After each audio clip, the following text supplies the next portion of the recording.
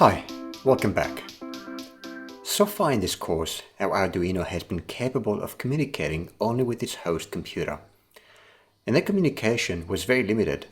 Upload the sketch from the host computer to the Arduino and send text messages from the Arduino to the computer via the USB serial interface. We would like to do much more with communications, and in this lecture I'll show you how to get your Arduino gadget to speak to the internet. There are several ways to make this work. In this lecture, we will look at the Ethernet shield, which represents the easiest and very capable still method. There are also Wi-Fi, which is technically very similar to Ethernet but wireless.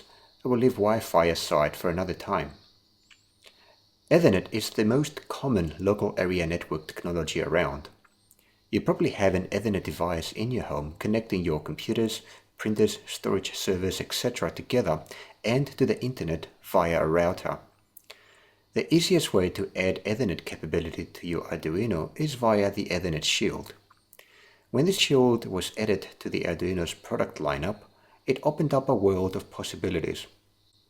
Your project could now be connected to the internet and be part of the Internet of Things, an internet where devices are represented as virtual objects with which people or other objects can interact. For example, your internet-connected fridge could report its temperature and alert you in case of malfunction, or your garden watering system could log the soil humidity levels to an online logging service like Nimbits. I'm going to have another lecture where I'm going to show you how to do logging on Nimbits later on. I personally find the Internet of Things a fascinating concept, and people come up with all sorts of applications to show what is possible to do in this universe. I have a link with examples of what people do on the Internet of Things in the lecture notes. In the first demo, I'll show you how to connect your Ethernet shield and how to make your Arduino as a part of your local area network. Specifically, I'll show you how to connect to the network automatically by acquiring an IP address via DHCP, or how to acquire an IP address manually. For each connection, your Arduino will report the connection attributes in the console. You'll need the Arduino Uno and an Arduino Ethernet shield. Okay, I'm going to show you now how to connect your Ethernet shield onto your Arduino and then configure it so that it becomes part of your LAN. Let's have a quick look at the shield itself first. So what we have here is a shield with that attaches directly onto the Arduino and onto its headers. And of course we've got the RJ45 jack here and then the WISNet Ethernet controller. Once you plug it into the headers of your Arduino Uno, a thing to notice is that communication between the Ethernet shield and the Arduino is happening via 4 pins. So you have digital pins 10, 11, 12 and 13 that are utilized by the Ethernet shield. And it talks to the Arduino using the SPI bus, which is a serial bus about which I'm going to have a dedicated lecture later on. There's quite a few things to talk about the SPI bus.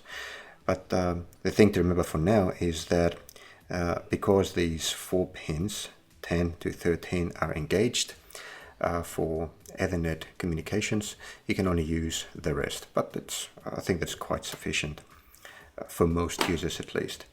Now, another thing to remember is that of course this is a quite large device. If you want to go past the prototyping stage and have your project deployed in its own package, you may want to use something smaller for your Ethernet needs.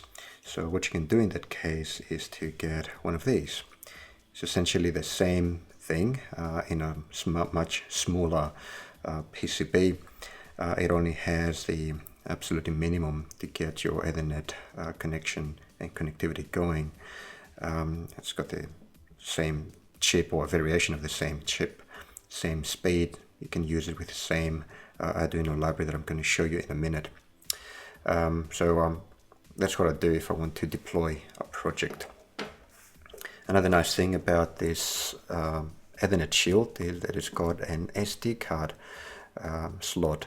So you can plug in your mini SD cards in this slot, and on these cards you can have files, like image files, for example, that you want to make available to a web server that is running on the Arduino. Or you can use it for logging purposes. So if you've got some sensors attached to your project and you want to, every few seconds, every few minutes, take measurements, store them onto the SD card, and then every couple of hours, perhaps, your Arduino can use its Ethernet connection to send the data out to a logging server. And speaking of logging servers, I have a lecture later on. I think it's going to be lecture 37 at this point, in which I'm going to show you how to use an external web-based or cloud-based logging service for your project. So back to this, and once you have it plugged in, there's nothing else to do. You're good to go. Plug in your Ethernet cable going to your router, or perhaps via a switch, and plug the Arduino into your computer. Now for the first sketch, I'm going to use one of the built-in examples.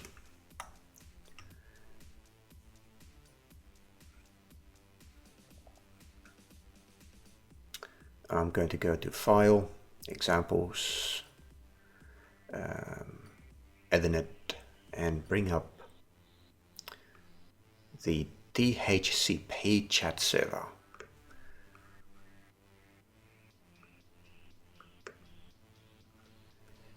So I'll go through the sketch really quickly before I upload it to the Arduino, because there's actually a couple of things that I need to change here before I can deploy it. So the first thing to notice is that we need to include the SPI library, so the serial interface that the Ethernet controller on the shield is using. So I'm going to include that first, and then I'm going to include the Ethernet library. Now the Ethernet library is really well documented. So if you go to the Arduino website, go through reference, libraries, scroll down, and you'll see the Ethernet library here. It's quite substantial. So it gives you a bit of background documentation. For example, it lets you know which pins are engaged so that you avoid using them for other devices. We are playing with the Arduino Uno, so we're going to be on pins 11, 12, and 13. And it also makes a mention that pin number 10 is used as SS, which means slave select pin. Because the SPI is a bus serial interface, it means that you can have multiple devices connected on the same pins, communication pins, which are 11, 12, and 13. And in order for your sketch and the Arduino to be able to switch from one connected slave device to the other, it uses a select pin. So for the Ethernet shield, that is 10. And also remember that this Ethernet shield also has an SD card adapter on the PCB. So if you want to do any reading or writing from the SD card, then you need to also use digital pin 4 as the SS pin, the slave select pin for the SD card. Again, I've got another lecture to show you how to use the SD card coming up. Another thing to notice, just going through this library, is that you've got a number of classes in here. Of course, you've got the Ethernet class, which we are going to be using the begin function of in the sketch that we're going to play with in a minute. There's also a server class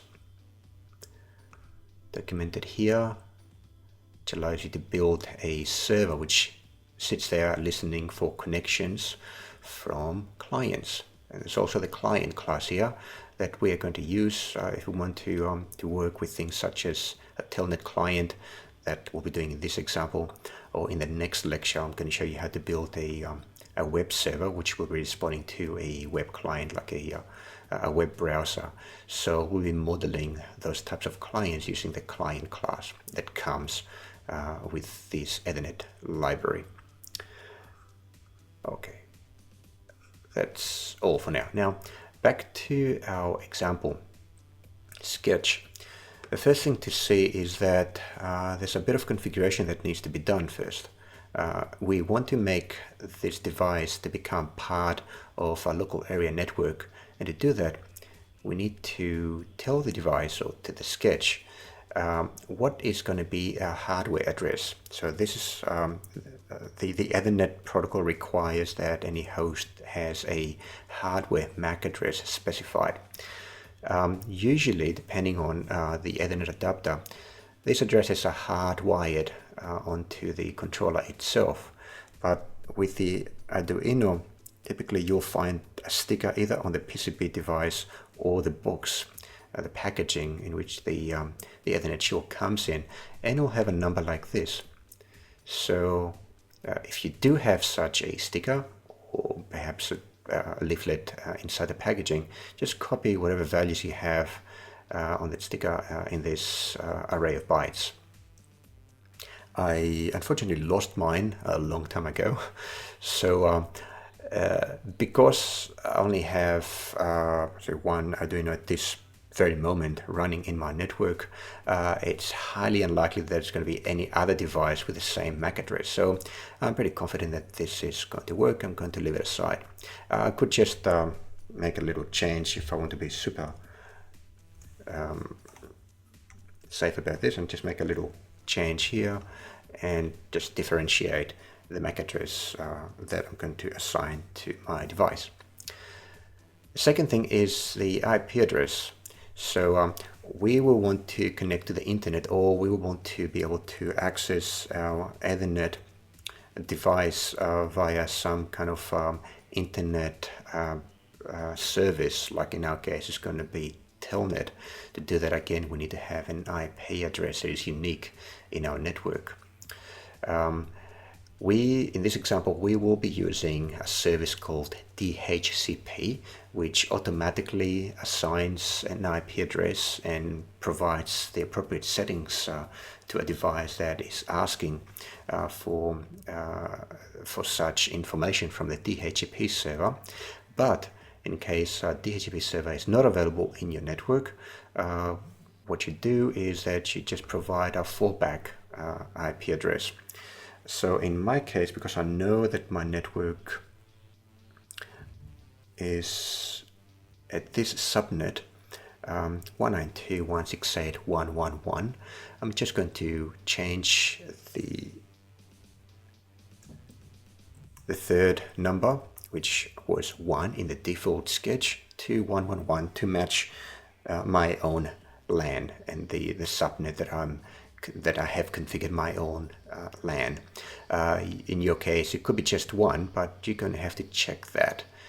Now, an easy way to check that, if you are on the Mac, is to have a look at your preferences, your system preferences. So you bring up system preferences and then you check network.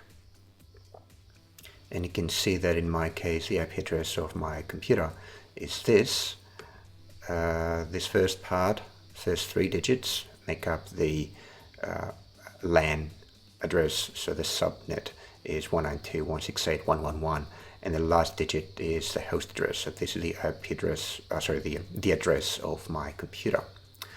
And another thing to notice is this number, 111.1.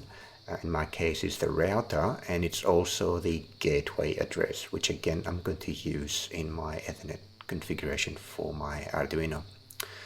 So on Macs and on Windows and Linux, there's a slightly different process for getting those that information about your subnet and your gateway, but I'm going to have notes in the PDF file that comes with this lecture to help you out with this. If you are having trouble, just ask me as well. So I'm going to use .177, 177 as my fallback IP address for this Arduino. I need to also fix the gateway. So the gateway is a special computer or device that the Arduino will be using if it needs to talk to a service or a web server on the internet. So I'm going to switch that to 111,1 since I know that that is the gateway plus router in my network.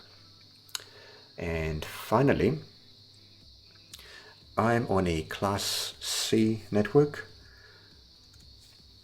not class B as the default example here. So I'm going to change the 0 in the third digit into a 255. If you're not sure what a class B, class A, class C network is, don't worry too much about it.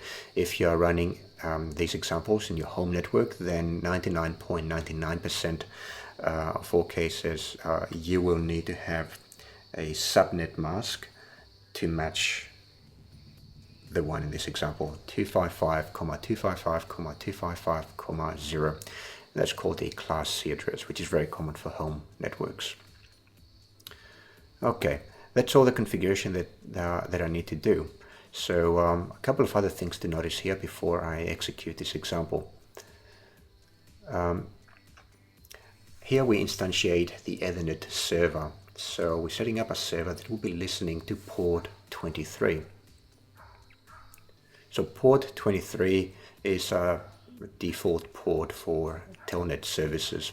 If you're running a web server, you change that to port 80, or if you're running a SSH server, I believe that would have been port 22 or something like that from memory.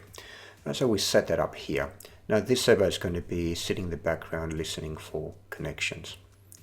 I've got a boolean, got a message, true or false, the two values that it can take, that we're going to be using to let the part of the script know whether there is a new message or a new character that has been transmitted to our server from a connected client. You'll see how that works in a minute. Then setup is pretty typical. We start up a serial interface so that we can get some output into the IDE console. Then what happens, the next important thing that happens is that we are trying to now start the Ethernet service on the Arduino, and we use the begin function and we pass the MAC address that we specified earlier.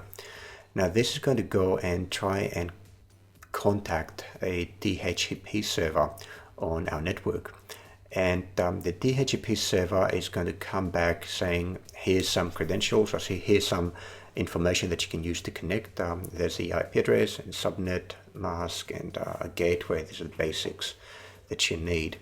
But if it doesn't, if a DHCP server cannot be connected to, or the DHCP server does not return any useful information, then it's going to return a 0 value. So if that happens, we're just going to go back to our fallback values and start the Ethernet service anyway with whatever information we provided earlier in the configuration segment. So we're going to use a default IP address, gateway, and subnet, and that way at least we can get started. It's unlikely that in your network you're going to have this problem, because these days most routers by default run a DHCP server. So one way or another, the Ethernet service is going to begin, and it's going to print out the IP address that it was assigned to it using this block. So the local IP function returns an array of bytes, and that's how the IP address and the 4 bytes of the IP address are encoded in that value that local IP function returns. So we're going to go through these 4 bytes in this array and print them out.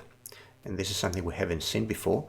It's just a normal print function that we have seen earlier, but this time we are taking a byte as input, we are converting it to a decimal, and then we're printing out the value so that we can see a decimal instead of a byte value coming out to the monitor. And finally, we start the server. We get into the loop function. The loop function, we constantly check to see if there is a client that is trying to connect. I'm going to show you how a client will connect to this script, to this sketch in a minute. But if there is a client that is trying to connect, then we are going to capture that into the client object, which is of Ethernet client class. So if this is the first time that a client connects to us, then got message has already been defined as false. So if this is the first time that a client is connected, then we'll let the user know by printing out a message. We also send the same message to the client's telnet console to greet them. And we change the boolean got a message to true. Now, telnet is a serial type of communication, so it will be sending us messages or the words one character at a time. So we'll be grabbing one character at a time and putting it into a local char variable. We're just going to bounce that out to the client's telnet console and to the serial interface, the IDE console. So basically, whatever they are sending to the server, they will be getting back to the console. Okay, so let's upload that sketch and see it in action.